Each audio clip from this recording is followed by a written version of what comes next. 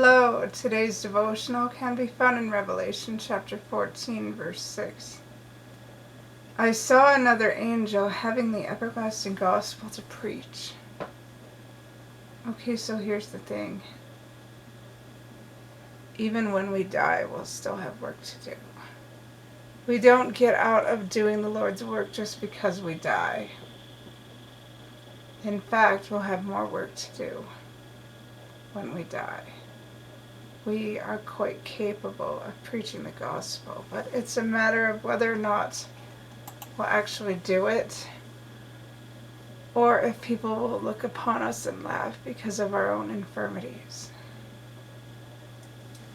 And so sometimes the Lord doesn't have us preach the gospel openly, simply because He knows that others will not respond well to us, and He doesn't blame us. He doesn't yell at us. He doesn't scold us.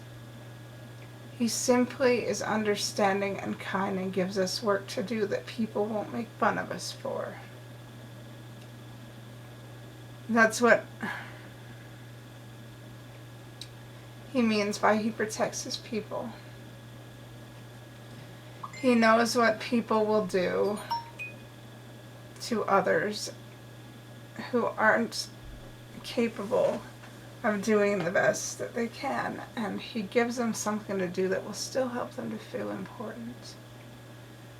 But other times He will help people to grow. It all depends on what people believe they are capable of doing and what people are willing to do. If people are willing to do a great deal, He will help them magnify their calling into something that may prepare them for future callings. But if people don't believe in themselves, He's not going to force them to. He's going to give them something in a comfort zone. Never mind that they're stifling their own growth by being unwilling to do what the Lord asks. Angels, on the other hand, are always willing to do what the Lord asks.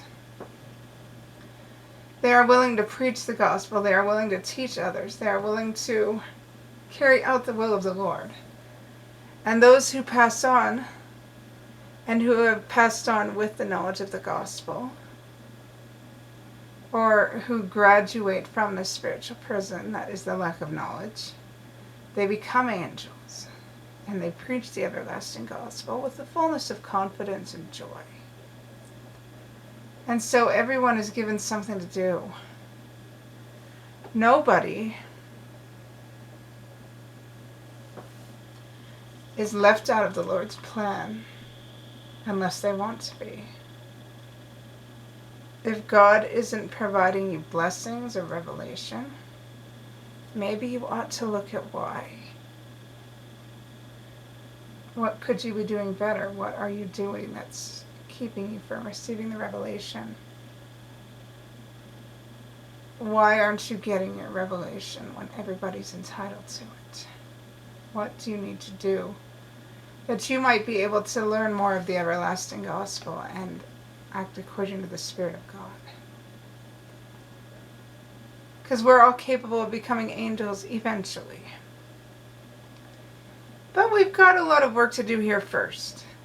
And with that said, I love you all so very much. And I say these things humbly in the name of Jesus Christ. Amen.